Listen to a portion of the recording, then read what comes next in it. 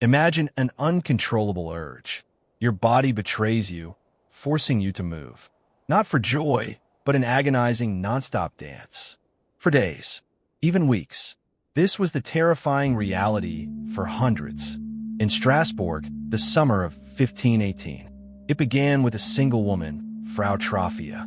Her steps grew frantic, then others joined. Soon, the streets filled with writhing bodies. A bizarre, deadly mystery consumed the city. Doctors and officials watched in confusion. People danced until they collapsed, even died. History's most inexplicable medical phenomenon. This is the story of the dancing plague. Our story begins in the bustling heart of the Holy Roman Empire, Strasbourg. It was the sweltering, unforgiving summer of 1518. Yet beneath the surface, the city was deeply troubled. Years of severe famine had ravaged the land and its people. Food was agonizingly scarce, and hunger became a constant, gnawing companion. Widespread disease also stalked every overcrowded street and alleyway. Poverty was pervasive and crushing, a heavy, inescapable burden for many. This desperate reality created an incredibly volatile and desperate environment. The very air itself seemed heavy, thick with foreboding and anxiety. Strasbourg was tragically ripe for an unimaginable calamity to unfold. The date was July 14th, 1518. In the heart of Strasbourg, a hot summer day was unfolding. Into a narrow street stepped a woman named Frau Troffea.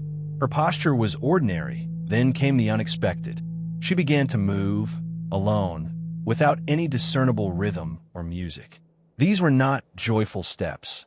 Her dance was frantic and uncontrolled. Each movement seemed involuntary, an exhausting, restless display. She danced without reason, without rest, hour after hour. Bewildered onlookers watched, unable to comprehend the sight. A strange mystery was unfurling before their very eyes.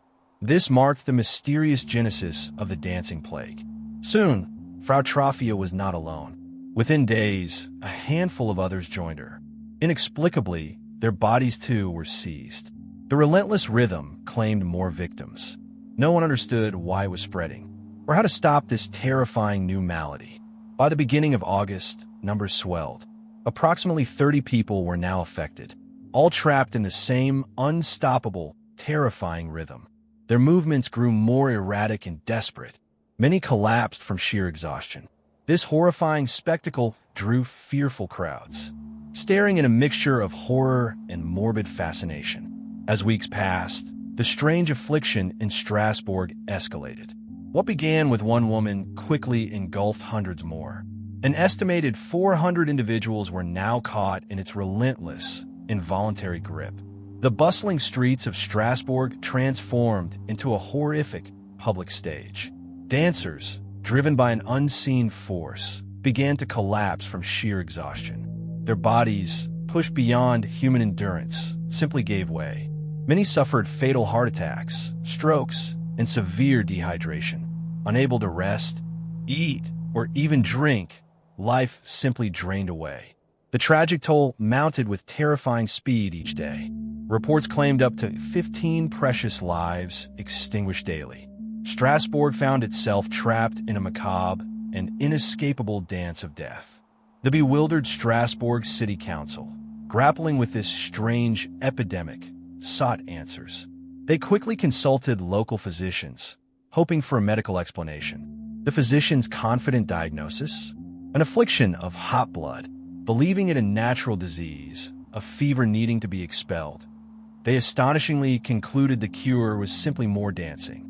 A shocking, yet official, prescription for a city in crisis. Stages were hastily erected in public squares and marketplaces. Musicians were hired, paid to play energetic tunes and rhythms, all to encourage the afflicted to dance out their mysterious malady. An ironically tragic solution that would only escalate the horror. The Strasbourg Council, desperate for answers, devised a radical, ill-conceived plan. They believed more dancing would expel the affliction. This disastrous cure backfired spectacularly. Instead of relief, it fueled the hysteria. Even more citizens joined a frantic, involuntary dance. The city streets became a terrifying, endless stage. Panique grippte Strasbourg.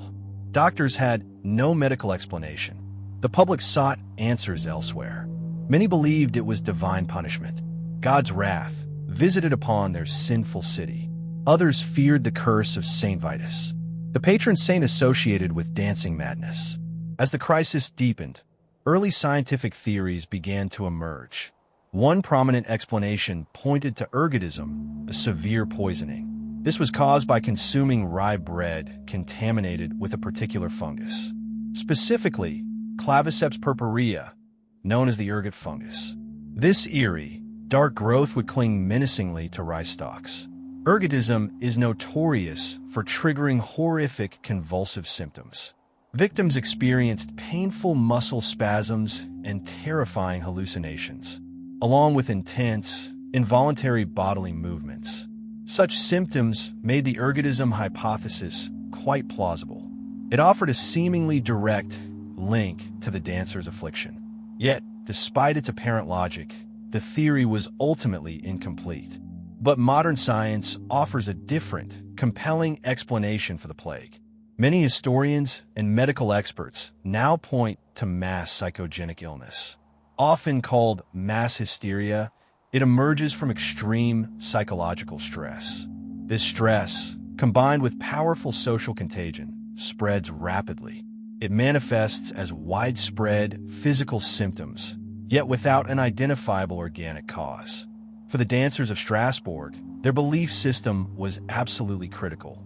They genuinely felt cursed, physically compelled to move uncontrollably. Their shared fear and conviction fueled the uncontrollable dancing. The invisible illness became terrifyingly real through their shared delusion. This powerful phenomenon of the mind can grip entire communities. The true horror wasn't simply MPI, but its potent, volatile combination with the already desperate conditions of 1518 Strasbourg. Extreme famine, rampant disease, and simmering social unrest gripped the city. This created a perfect psychological crucible for panic, compounded by intense, ingrained superstition and the specific, terrifying belief in Saint Vitus's curse. The stage was tragically set for a collective unraveling. Then, the city council's utterly misguided cure arrived. They even ordered the afflicted to dance more, believing it would expel the curse. This decision unwittingly validated and amplified the collective hysteria, accelerating its tragic, relentless course towards unimaginable catastrophe. Finally, the Strasbourg Council fully realized their grave error. Their earlier misguided medical advice had utterly failed. They had to issue a new, drastic decree.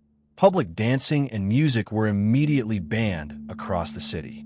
For the remaining afflicted individuals, a very different approach was taken. They were gently escorted out of the city to a famed shrine of Saint Vitus in nearby Saverne, Alsace. There, solemn prayers and specific cleansing rituals were performed. Slowly, almost miraculously, the madness began to recede. By September 1518, the bizarre phenomenon had finally subsided completely. The deadly dancing plague was mysteriously and thankfully over.